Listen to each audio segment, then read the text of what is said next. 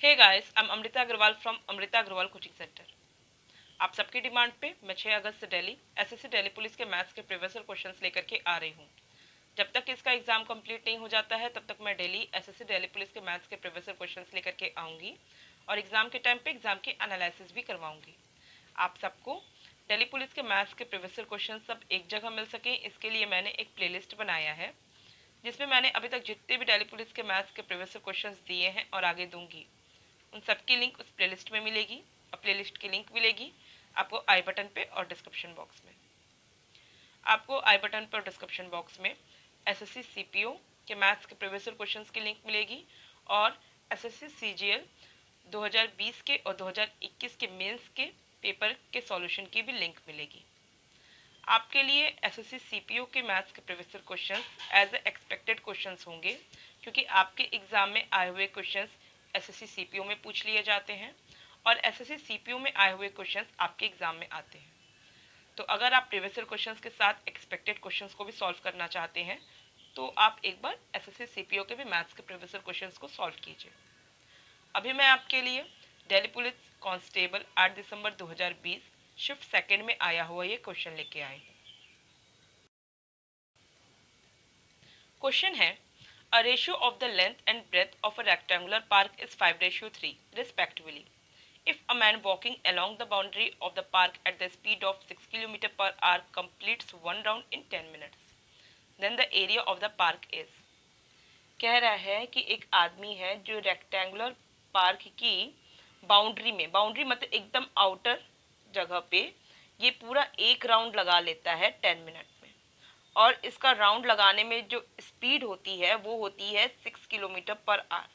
6 kilometre per hour की uniform speed से ये 10 मिनट में कंप्लीट इसकी बाउंड्री एक राउंड लगा लिया बाउंड्री का।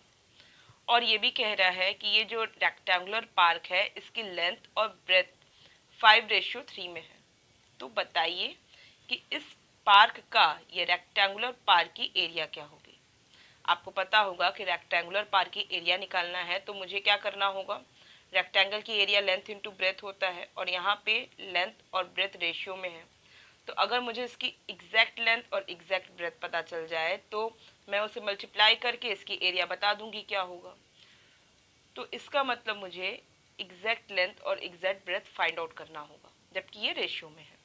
और मुझे हेल्प करने के लिए स्टेटमेंट क्या दे के रखा है कि ये आदमी इसकी बाउंड्री, इस रेक्टेंगुलर फील्ड की जो बाउंड्री पूरी एक कंप्लीट राउंड लगा रहा है 10 मिनट में 6 किलोमीटर पर आवर की स्पीड से चल के।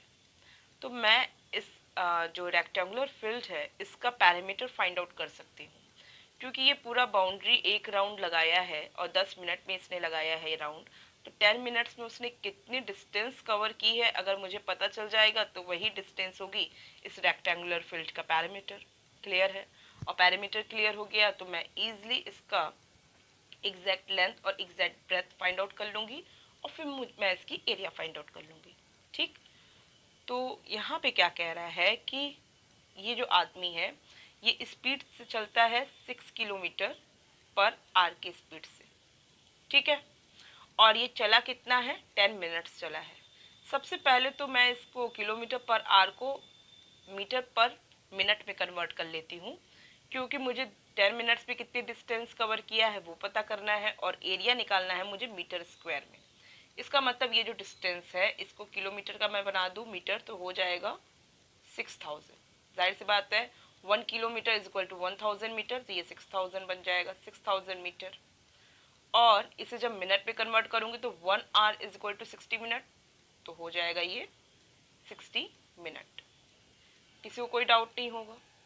अब सॉल्व करेंगे तो आपको क्या मिलेगा, आपको मिलेगा 100। मीन्स कि 1 मिनट में ये 100 मीटर की दूरी तय कर रहा है। और इसे तय कितना, मतलब कितनी मुझे निकालना है, कितने मिनट में इसकी दूरी फाइंड आउट करेंगे तो मुझे पता चल जाएगा इसका पैरामीटर। 1 मिनट में ये अगर 100 मीटर तय करता है, 100 मीटर की डिस्टेंस लेता है, तो 10 मिनट्स में कितनी डिस्टेंस कवर करेगा, 10 मिनट्स में ये 1000 मीटर डिस्टेंस कवर करेगा। इसका मतलब इस रेक्टेंगुलर फील्ड का जो पैरामीटर हुआ वो कितना मिला मुझे, 1000। किसी को कोई डाउट नहीं होगा।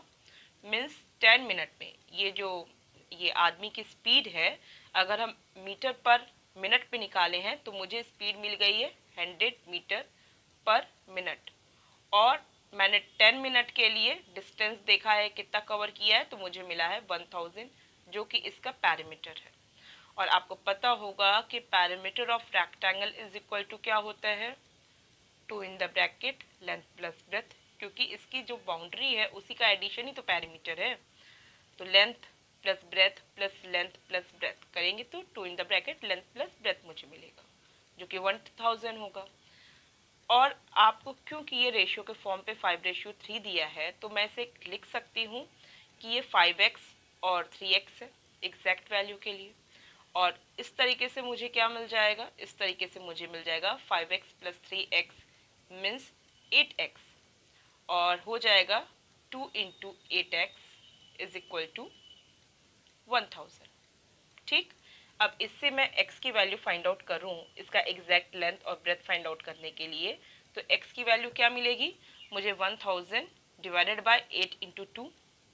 तो जब मैं इसे सॉल्व करूंगी, तो जब मैं इसे 8 से इस पे काटती हूँ तो मुझे मिल जाता है 125, और 125 में जब मैं 2 से डिवाइड करूंगी तो मुझे मिल जाएगा 62.5। किसी को डाउट नहीं होगा इसमें। तो मीन्स मुझे x मिल गया है 62.5। तो 5x और 3x इसकी लेंथ और ब्रेथ हुई। और अब मैं इसकी एरिया निकालूंगी, तो मैं क्या करूंगी, देखिए यहाँ पे अब मैं निकालती हूँ इसकी एरिया। एरिया के लिए मैं करूंगी 5x इंटू 3x, जो कि x की वैल्यू है 62.5। तो यहाँ पे क्या कर सकते हैं, 5 3 15 इंटू एक्स स्क्वायर है, तो एक्स स्क्वायर को मैं लिख सकती हूँ 62.5 इंटू पे लगा दूँ 62.5। स्क्वायर भी लिख सकती रही, बट यहाँ पे ऐसे भी लिखने में कोई इशू नहीं है। तो ये हो गया। अब मुझे इसका एरिया निकालना है, जो कि इसमें से कोई वैल्यू होगी। अगर मैं यहाँ पे सिर्फ यूनिट को देखूँ तो यहाँ यूनिट डिजिट में तो इनफैक्ट लास्ट की 2 डिजिट जो है सेम है, लास्ट की 2 डिजिट सेम है। तो अगर मैं शॉर्ट तरीके से करना चाहूँ तो मुश्किल होगा, हो नहीं पाएगा। अगर मैं 3 डिजिट पे भी थोड़ा फोकस करूँ तो यहाँ पे अब 3 जगह तो सेम ही सेम आ रहा है, तो इनफैक्ट थोड़ा सा तो टफ है, बट थोड़ा कोशिश करते हैं। अगर इनफैक्ट अगर मतलब इन केस अगर वहाँ पे भी नहीं मिला, तो मुझे क्या करना पड़ेगा, ये 25 इन दोनों का मल्टीप्लिकेशन करेंगे तो मुझे क्या मिल जाएगा 625। और ये 625 होगा, उसमें का 25 को मैं 15 से मल्टीप्लाई कर दूं तो मुझे क्या मिल जाएगा, 625 का मैं 15 से मल्टीप्लाई करूंगी तो मुझे मिल जाएगा ये 375। और 375 में जब देखती हूँ तो वो यहाँ दिख रहा है मुझे, क्योंकि डेसिमल तो यहाँ 2 प्लेस की वजह से यहाँ लग ही जाएगा। और 375 से मुझे 3.75, जो कि ये सेकंड ऑप्शन है, ये मुझे मिल जाएगा। तो कोशिश ऐसे क्या होती है कि आप कंप्लीट भी मल्टीप्लिकेशन कर सकते हैं, बट अगर आप लास्ट की कुछ डिजिट्स आपको पता है कि ये कितने प्लेस तक जा सकता है इसकी वैल्यू, अगर आप वहाँ से करने की कोशिश करेंगे तो आपको थोड़ा सा कम समय लगेगा। अदरवाइज आप कंप्लीट मल्टीप्लिकेशन कर सकते हैं, बट टाइम ज़्यादा कंज्यूम होगा, इसकी वजह से मैंने ये तरीका अप्लाई किया। आई होप आप सबको क्लियर होगा ये तरीका, और आप लोगों ने तैयारी भी की होगी इस तरीके से सॉल्व करने की, शॉर्ट तरीके से कैलकुलेशन करना। क्योंकि एक्चुअल में देखिए आपके एग्ज़ाम में, कॉम्पिटिटिव एग्ज़ाम में एक शॉर्ट तरीके से कैलकुलेशन वो काम आता है, और दूसरा होता है कि आपका लॉजिक क्लियर हो, और तीसरा ये है कि आपका उसमें शॉर्ट फॉर्मूला पता हो। तो ये सारी चीज़ें आप अप्लाई कर देते हैं तो कंपेरिजन टू स्कूल टाइम आप एग्जाम कॉम्पिटेटिव एग्जाम में जल्दी इसको क्रैक कर लेते हैं, जल्दी इसका वैल्यू फाइंड आउट कर लेते हैं। आई होप सब क्लियर है। किसी को अगर कोई डाउट लगता है तो आप मुझे कमेंट बॉक्स में दीजिए, और आपका जो भी रिव्यू हो मेरे वीडियो को लेकर के वो आप मुझे कमेंट बॉक्स में दे सकते हैं। अगर आपको मेरा वीडियो पसंद आया है तो इसे आप लाइक कीजिए, और आप चाहते हैं कि मेरे अपकमिंग वीडियोस आप तक ईजिली पहुँचे तो इसके लिए आपको मेरे चैनल को सब्सक्राइब करना होगा और बेल बटन दबाना होगा। Thank you.